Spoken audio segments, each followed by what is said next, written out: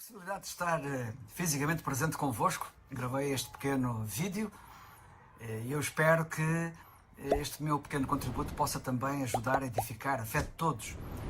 Na primeira carta a Timóteo, no capítulo 1, versículo 3, então nós lemos: como te roguei quando parti para a Macedónia, que ficasses em Éfeso para advertires a alguns que não ensinem outra doutrina.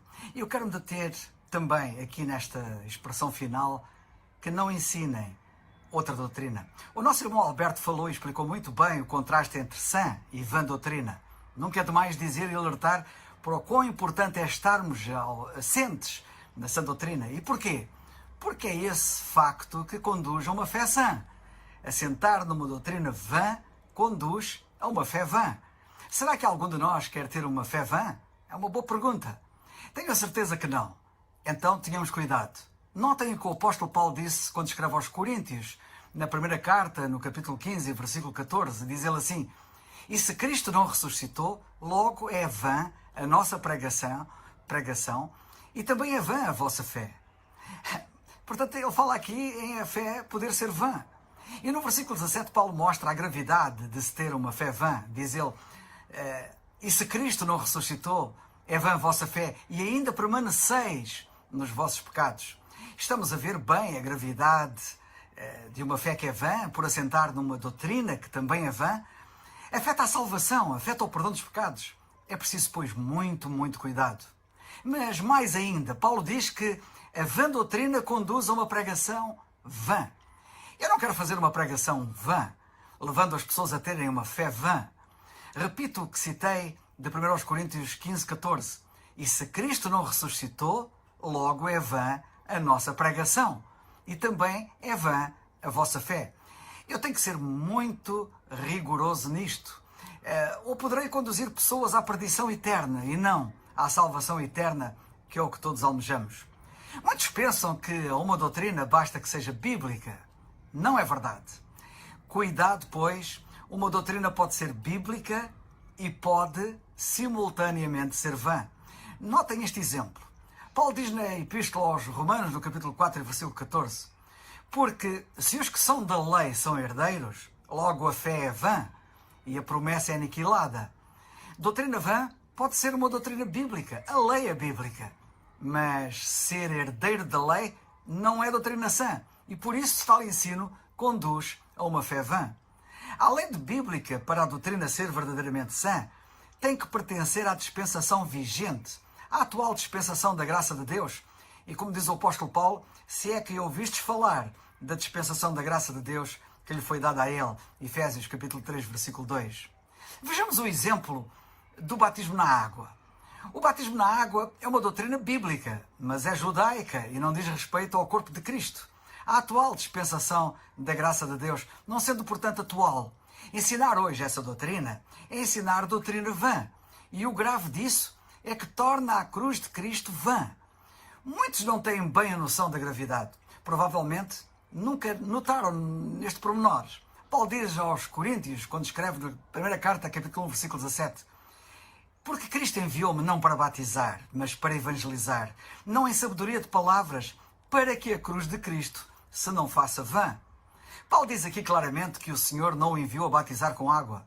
Só para lembrar, Pedro e os 11 apóstolos, antes da nova dispensação da graça de Deus ter começado com o apóstolo Paulo, não podiam dizer aquilo que Paulo disse aqui, quando ele escreveu aos Coríntios. Pois a eles, o Senhor enviou-os claramente a batizar, como podemos confirmar em Mateus capítulo 28 e versículo 19, quando o Senhor lhes disse: ide e batizai. Ao apóstolo dos gentios, o nosso apóstolo, o Senhor não enviou a batizar. Ele disse claramente: Cristo não me enviou a batizar. Ele explica depois aos Coríntios, no capítulo 12, versículo 13, que o batismo atualmente existente, em vigor, é um batismo espiritual. E diz aos Efésios que agora há apenas um batismo. Efésios 4, 5, um só batismo. Sendo, portanto, o espiritual e não o da água, o batismo que está em vigor. Ou teríamos, na realidade, dois batismos, quando Paulo diz que há um só batismo. Como costumo dizer, hoje, ou o batismo do Espírito está em vigor e o batismo na água não, ou está em vigor o batismo na água e não vigora o batismo do Espírito. Ora, todos nós temos a certeza de que hoje o batismo do Espírito está em vigor. Logo, é fácil perceber que, havendo hoje um só batismo, é o da água que não está em vigor. E, portanto, praticar hoje o batismo na água é seguir uma doutrina vã, ainda que bíblica. Seguir uma doutrina que não é sã. Paulo diz aos Tessalonicenses, na sua primeira carta, no capítulo 2, versículo 1, que a sua entrada para com eles não foi vã. Lemos assim: porque vós mesmos, irmãos, bem sabeis que a nossa entrada para convosco não foi vã. E porquê?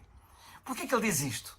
Porque lemos a seguir que ele lhes falou o Evangelho de Deus e por isso a sua exortação não foi com engano, nem com imundícia, nem com fraudulência. Versículo 3. Ou seja, ele falou-lhes a sã doutrina.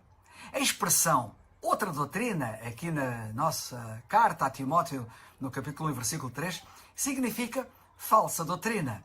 E falsa doutrina não tem que necessariamente ser uma doutrina fora da Bíblia.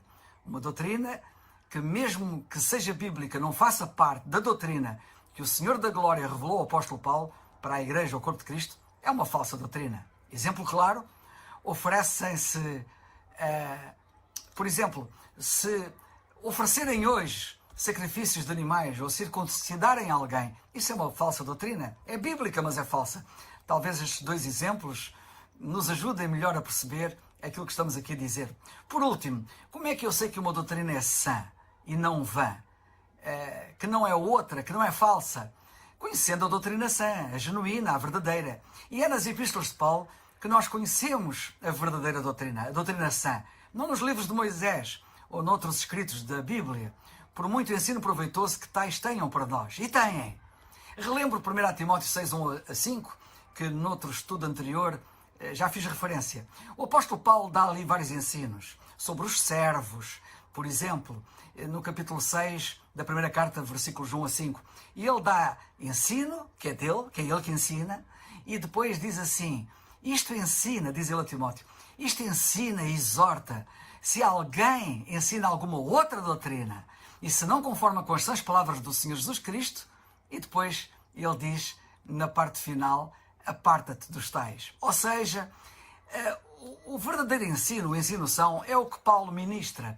E as palavras que ele ministra são sãs palavras do Senhor Jesus Cristo, visto que o Senhor Jesus Cristo, da glória, lhes deu esse ensino, não vinham da cabeça dele. Na segunda carta a Timóteo, capítulo 1, versículo 13, nós lemos: conserva o modelo das sãs palavras, disse Paulo a Timóteo, que de mim tens ouvido, na fé e no amor que há em Cristo Jesus. O caixa de um banco sabe que uma nota é falsa, não porque conheça todas as notas falsas, mas porque conhece as notas verdadeiras. Conheçamos, pois, nós bem a sã doutrina. Conheçamos bem a sã doutrina em vigor na atual dispensação da graça e facilmente detectaremos doutrinas que não sejam sãs, que sejam vãs, que sejam falsas, ainda que sejam bíblicas. Que o Senhor nos abençoe.